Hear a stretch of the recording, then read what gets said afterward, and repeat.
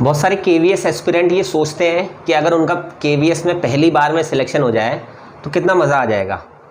यकीनन आपका KVS PRT के लिए अगर आप तैयारी कर रहे हैं तो पहली बार में सिलेक्शन हो सकता है। बस आपको ये 11 पॉइंट्स ध्यान में रखने हैं, मतलब ये 11 पॉइंट जिस भी बच्चे ने अपनी केवीएस पीआरटी की प्रिपरेशन के वक्त ध्यान रखे और एक एक चीज़ फॉलो करी, मैं कहता हूँ यकीनन वो केवीएस पीआरटी के अंदर 180 मार्क्स का क्वेश्चन पेपर होता है, 180 में से 150 प्लस यकीनन लेकर के आएगा। और जिस बच्चे के 150 प्लस आ गए तो समझ लो आपका सिलेक्शन हो गया। अब ये 11 पॉइंट्स कौन कौन से आपको ध्यान में रखने हैं, तो सबसे पहला पॉइंट है एलिजिबिलिटी। देखो पहले ये चेक कर लो कि आप एलिजिबल हो या नहीं हो।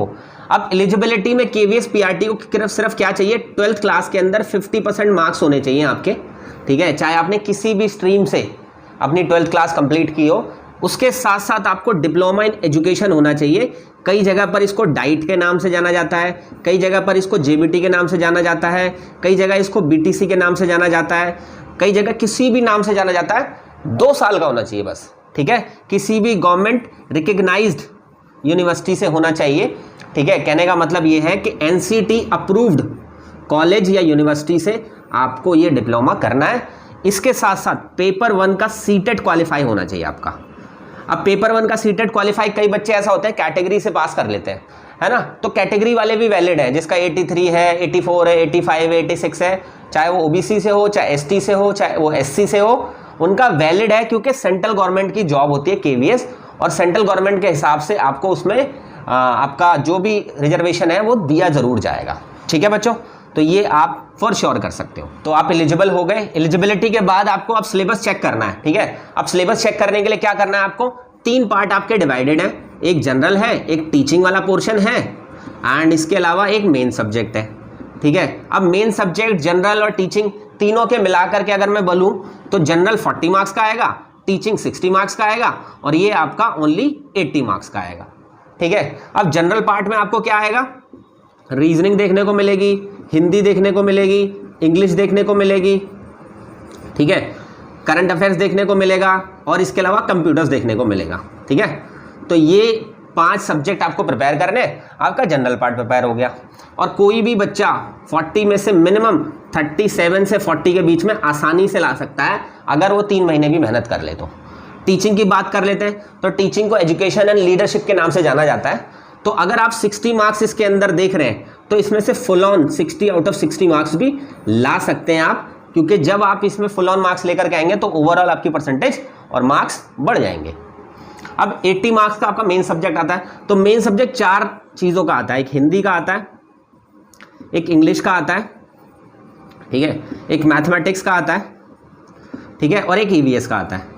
इनका सिलेबस आपको एनसीईआरटी के अकॉर्डिंग फॉलो करना होता है, और जो भी मैथ्स आएगी आपकी वो लोअर लेवल की आएगी, मतलब आप समझ लीजिए जो अर्थमेटिक सेक्शन है वो कर सकते हैं आप। ईवीएस का जो एनसीईआरटी में अवेलेबल है, और हिंदी इंग्लिश, इस ऑलरेडी सिलेबस केवीएस ने दिया हुआ है, और आप इस वीडियो के डिस्क्रिप्शन में भी देखेंगे तो आपको ये वाला सिलेबस जरूर देखने को मिल जाएगा। अब नेक्स्ट पार्ट बात कर लेते हैं बुक्स के बारे में, क्योंकि काफ़ी बच्चे कंफ्यूज है कि बुक्स कौन सी लेनी चाहिए। तो देखो एक सिंपल सा लॉजिक है, अगर आप जनरल पार्ट के लिए प्रिपेयर कर रहे हो तो आपके सामने सब्जेक्ट कौन से हैं, रीजनिंग है, तो रीजनिंग की कोई भी बुक जो आपको ठीक लगती हो, ठीक है, चाहे आर.एस. अग्रवाल हो, चाहे अरिहंत हो, चाहे लूसेंट हो, कोई भी कॉम्पिटिटिव एग्जाम को प्रिपेयर करने वाली बुक जिसमें सारे चैप्टर्स दिए हो रीजनिंग के, फटाफट उठा लो। आपके पास पहले से पढ़ी हो, किसी के नोट से थ्रू मिल जाए, कैसे भी मिल जाए, ठीक है, ऐसे कर सकते हो। हिंदी एंड इंग्लिश के लिए लैंग्वेज ग्रामर के अंदर, मतलब हिंदी या इंग्लिश ग्रामर की कोई भी बुक, जो स्कूल लेवल की भी बुक चल सकती है, या कोई कॉम्पिटिटिव एग्जाम के लिए, इसमें ऐसा नहीं है कि लूसेंट ज़्यादा बेटर है या कोई दूसरी ज़्यादा बेटर है, ऐसा भी कुछ नहीं है, ठीक है, सब में इक्वल कंटेंट होता है। बस हिंदी ग्रामर की या इंग्लिश ग्रामर की, दोनों की कोई सी जिसमें कंप्लीट टॉपिक्स हों वो आप ले सकते हैं, उससे कोई फ़र्क नहीं पड़ता कि कौन से पब्लिशर की है, ठीक है।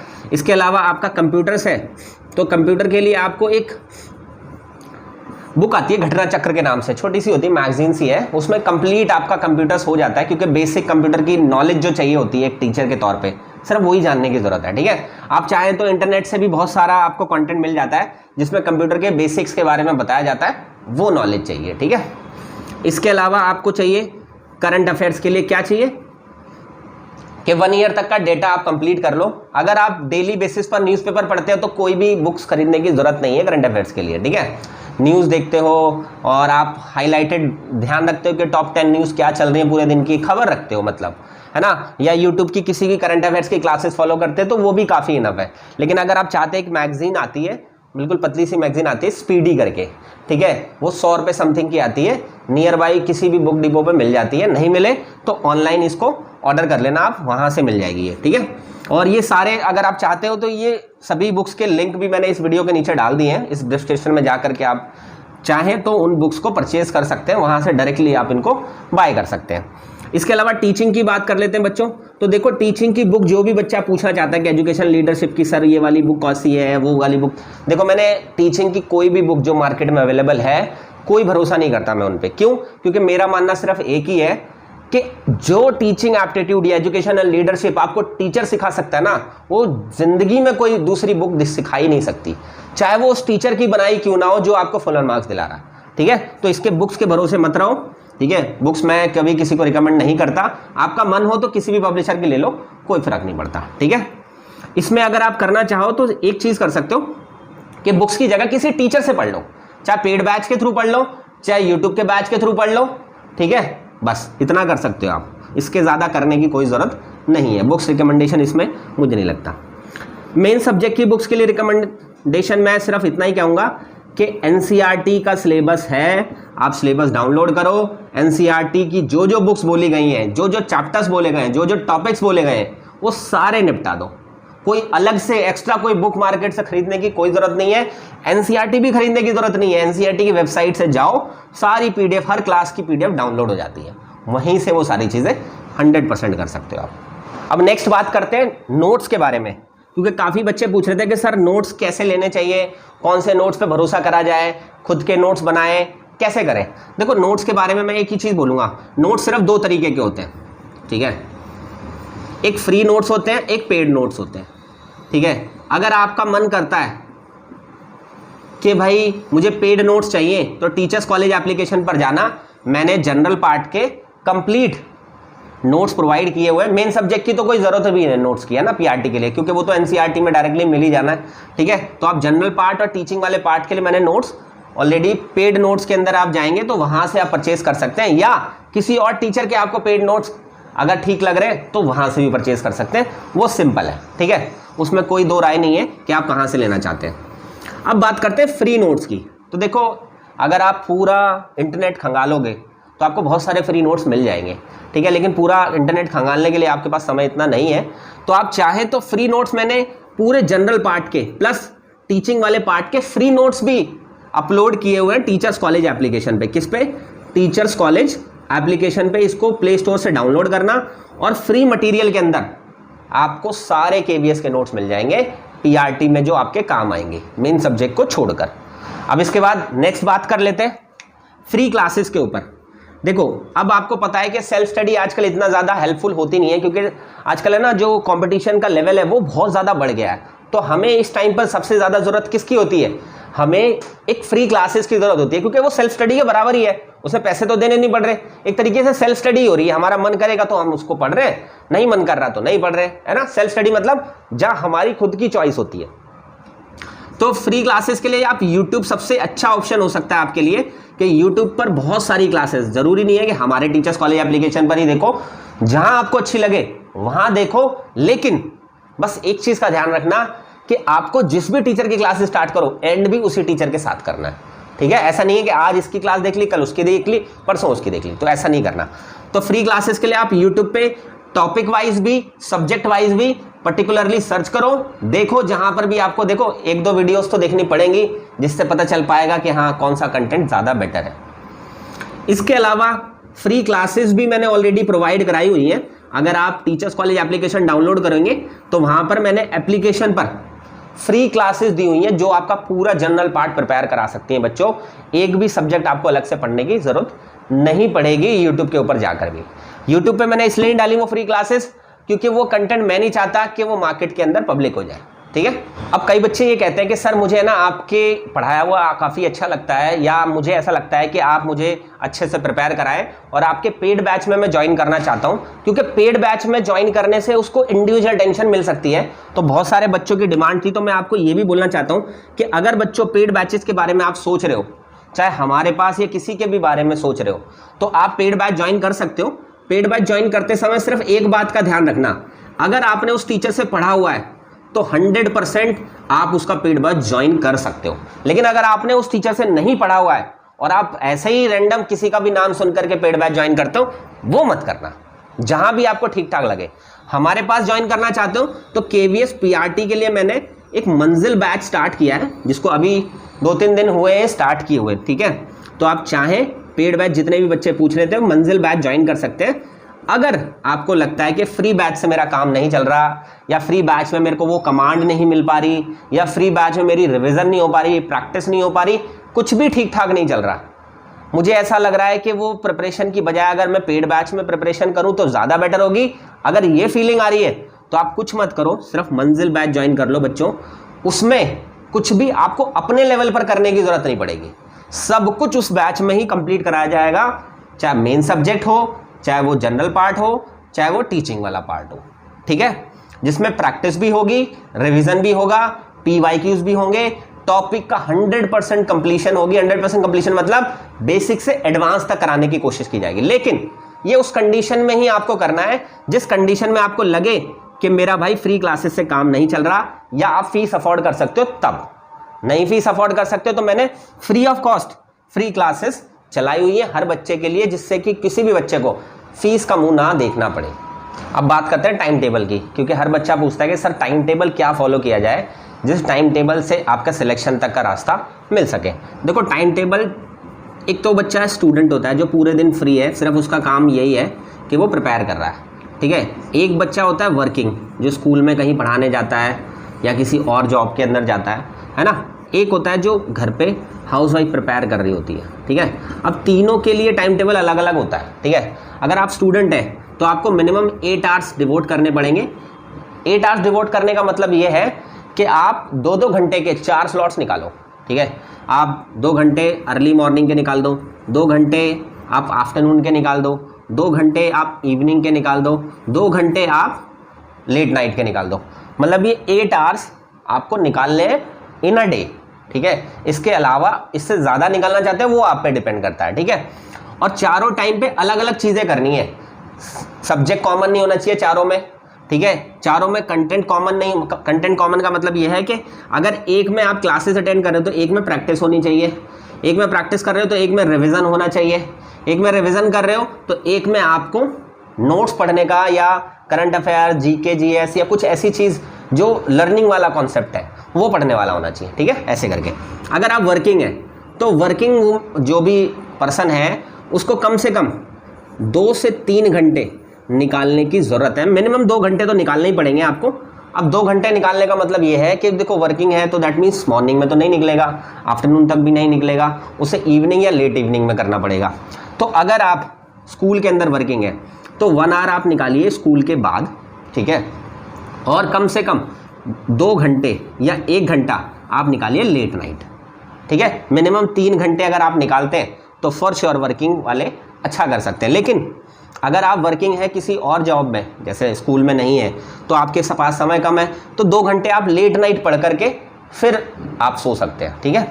अगर हाउसवाइफ कम से कम मिनिमम 4 आवर्स निकालने ही निकालने पड़ेंगे अगर सिलेक्शन चाहिए तो। क्योंकि बच्चों आप 1 घंटा निकालिए अर्ली मॉर्निंग, ठीक है, 1 घंटा निकालिए आफ्टरनून में, 1 घंटा निकालिए इवनिंग में और 1 घंटा निकालिए लेट नाइट। ये 4 घंटे आराम से निकालिए और अलग अलग सब्जेक्ट उठाइए, अलग अलग प्रैक्टिस उठाइए, अलग अलग रिवीजन उठाइए, तब जा करके आप अच्छे से प्रिपेयर कर पाएंगे, ठीक है बच्चों। तो ये टाइम टेबल फॉलो करना चाहिए। अब इसमें कौन सा सब्जेक्ट कब उठाना है आपको वो आप पे डिपेंड करता है। लेकिन एक जगह 8 घंटे की पढ़ाई कर रहा है बच्चा और एक जगह बच्चा 2 घंटे की पढ़ाई कर रहा है, तो कैसे ये 2 घंटे वाला 8 घंटे वाले को बीट कर देगा? नहीं कर पाएगा बीट। तो इसको ये ध्यान रखना है बच्चे को कि इस 2 घंटे में उसको 8 घंटे जैसी सीरियसनेस दिखानी पड़ेगी। मतलब कि जो 8 घंटे पढ़ने के बाद कंटेंट उसको समझ में आ रहा है ना बच्चे को, वो उसको 2 घंटे में आना चाहिए। उस टॉप लेवल की फोकस होना चाहिए, उस टॉप लेवल की सीरियसनेस होनी चाहिए। ध्यान रखना, टाइम कम है तो इसका मतलब ये नहीं है सीरियसनेस बढ़ गई, रिस्पॉन्सिबिलिटी बढ़ गई, कंटेंट अच्छे से अच्छा यूज करो, रिफाइंड मैनर में, कन्फाइंड मैनर में, टीचर की गाइडेंस के साथ जितना बेटर करोगे उतना ज्यादा आपका सिलेक्शन के चांसेस बनेंगे। अब बात करते हैं प्रैक्टिस की। देखो प्रैक्टिस करने के 2 तरीके। क्या तरीके? एक तो प्रैक्टिस पेपर से करनी है, ठीक है। प्रैक्टिस पेपर्स, देखो आप कहीं भी किसी भी मार्केट में प्रैक्टिस पेपर्स लेकर के आते हो, वो थोड़े से यूजफुल नहीं लगते हैं, ठीक है। तो मैं ये कहता हूं कि आपको PYQs से बेटर कुछ चीज़ हो नहीं सकती, क्योंकि PYQs में क्या होता है, ऑथेंटिक क्वेश्चंस होते हैं और बिल्कुल स्ट्रिक्ट पैटर्न पर बेस्ड होते हैं, ठीक है। तो आप कोशिश करो कि PYQ से ज़्यादा से ज़्यादा प्रैक्टिस पहले शुरुआती करो, फिर उसके बाद प्रैक्टिस पेपर्स कोई भी हो सकते हैं, किसी पब्लिशर के ले लो, किसी टीचर के ले लो, कोई ऑनलाइन टेस्ट सीरीज ले लो, कुछ भी ले लो, कोई फर्क नहीं पड़ता, लेकिन शुरुआत PYQ से करो। PYQ की हार्ड कॉपी में अगर बुक मिलती है तो उससे बेस्ट कुछ नहीं है, ठीक है। अब उसको करना कैसे है? सबसे पहले तो बच्चों सब्जेक्ट वाइज करो आप। जैसे मान लीजिए आपको हिंदी की प्रैक्टिस करनी है, तो हिंदी के PYQs के अंदर 10 क्वेश्चन पेपर दिए हुए हैं, तो 10 के 10 हिंदी के क्वेश्चन पेपर से एक बार में आपको प्रैक्टिस कर लेनी है, चाहे 2 दिन लगे, चाहे 3 दिन लगे, चाहे 4 दिन लगे। अगर आपने 10 पेपर एक साथ कर लिए बच्चों, चाहे 2-3 दिन में कंप्लीट करो, तो आप समझ लीजिए आपका प्रैक्टिस टॉप लेवल की हो गई। बच्चे पता है क्या करते हैं गलती, कि आज हिंदी का कर लिया, कल इंग्लिश का कर लिया, परसों रीजनिंग का कर लिया। ऐसा बिल्कुल भी नहीं करना।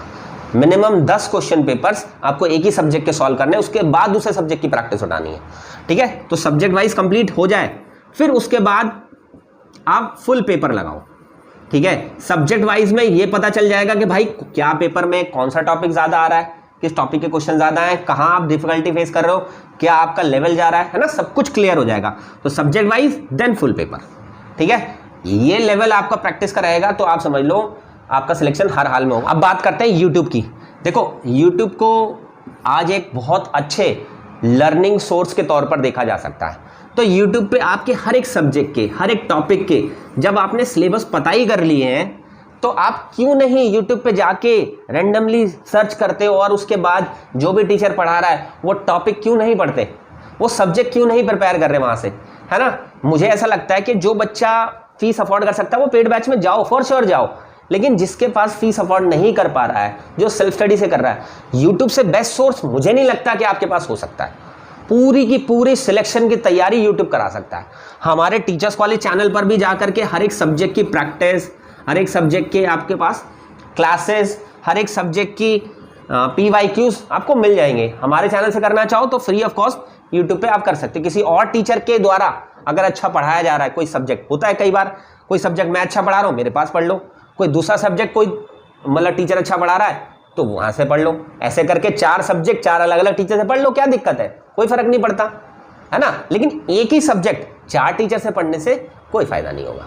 अब मैं इसके अलावा KVS PRT को नोटिफिकेशन से लेकर के सिलेक्शन तक की एक जर्नी बता देता हूं, कब किस किस टाइम पर क्या क्या होगा।